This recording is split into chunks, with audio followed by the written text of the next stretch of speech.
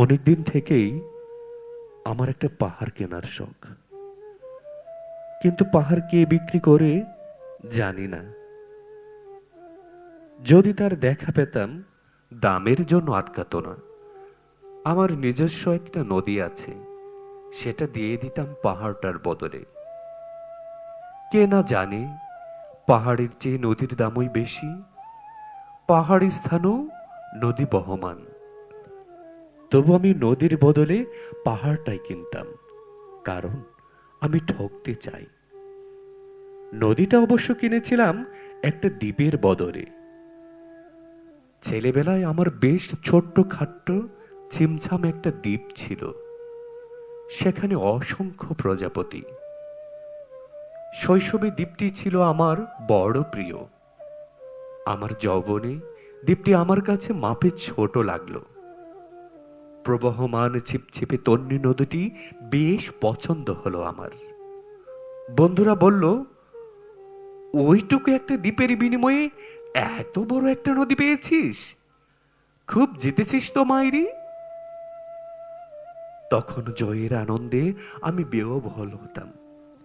তখন সত্যি আমি ভালোবাসতাম নদীটিকে। নদী আমার অনেক প্রশ্নের উত্তর দিত, যেমন, বলতো আজ সন্ধেবেলা বৃষ্টি হবে কিনা। সে বলতো, আজ এখানে দক্ষিণ গরম হাওয়া, শুধু একটি ছোট্ট দ্বীপে বৃষ্টি, সে কি প্রবল বৃষ্টি, যেন একটি উৎসব। আমি সেই দ্বীপে আর যেতে পারি না। সে জানতো, সবাই জানে, শৈশবে আর ফেরা যায় না। এখন আমি একটা পাহাড় কিনতে চাই।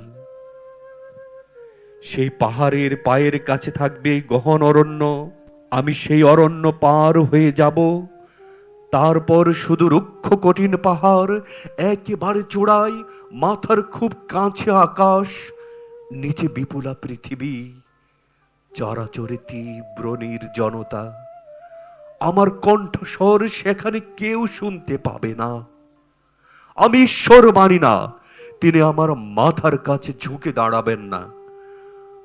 আমি শুধু 10 দিককে উদ্দেশ্য করে বলবো, প্রত্যেক মানুষই অহংকারী। এখানে আমি একা, এখানে আমার কোনো অহংকার নেই।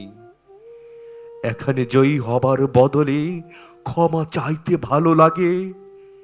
হে 10 দিক, আমি কোনো দোষ করিনি, আমাকে ক্ষমা করো, ক্ষমা করো। অনেকদিন থেকেই আমার একটা পাহাড় কেনার শখ, কিন্তু পাহাড় কে বিক্রি করে তা জানি না। যদি তার দেখা পেতাম, দামের জন্য আটকাতো না। আমার নিজস্ব একটা নদী আছে, সেটা দিয়ে দিতাম পাহাড়টার বদলে। কে না জানে পাহাড়ের চেয়ে নদীর দামই বেশি, পাহাড় স্থানও নদী বহমান। তবু আমি নদীর বদলে পাহাড়টাই কিনতাম, কারণ আমি ঠকতে চাই। নদীটা অবশ্য কিনেছিলাম একটা দ্বীপের বদলে। ছেলেবেলায় আমার বেশ ছোট্ট খাট্ট ছিমছাম একটা দ্বীপ ছিল, সেখানে অসংখ্য প্রজাপতি।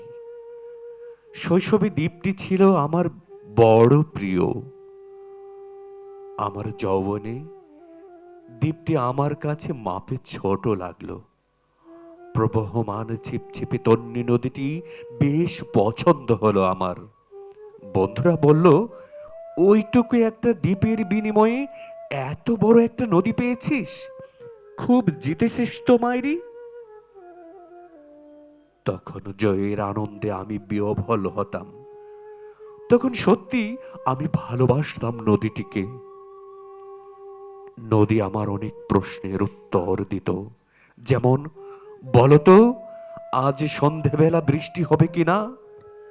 সে বলতো, আজ এখানে দক্ষিণ গরম হাওয়া, শুধু একটি ছোট্ট দ্বীপে বৃষ্টি, সে কি প্রবল বৃষ্টি, যেন একটা উৎসব। আমি সেই দ্বীপে আর যেতে পারি না। সে জানতো, সবাই জানে, শৈশবে আর ফেরা যায় না। এখন আমি একটা পাহাড় কিনতে চাই। সেই পাহাড়ের পায়ের কাছে থাকবে গহন অরণ্য। আমি সেই অরণ্য পার হয়ে যাব, তারপর শুধু রুক্ষ কঠিন পাহাড়, একেবারে চূড়াই, মাথার কাছে আকাশ, নিচে বিপুলা পৃথিবী, চরাচরে তীব্র নির্জনতা। আমার কণ্ঠস্বর সেখানে কেউ শুনতে পাবে না। আমি ঈশ্বর মানি না, তিনি আমার মাথার কাছে ঝুঁকে দাঁড়াবেন না। আমি শুধু 10 দিককে উদ্দেশ্য করে বলবো, প্রত্যেক মানুষই অহংকারী। এখানে আমি একা, এখানে আমার কোনো অহংকার নেই। এখানে জয়ী হবার বদলে ক্ষমা চাইতে ভালো লাগে।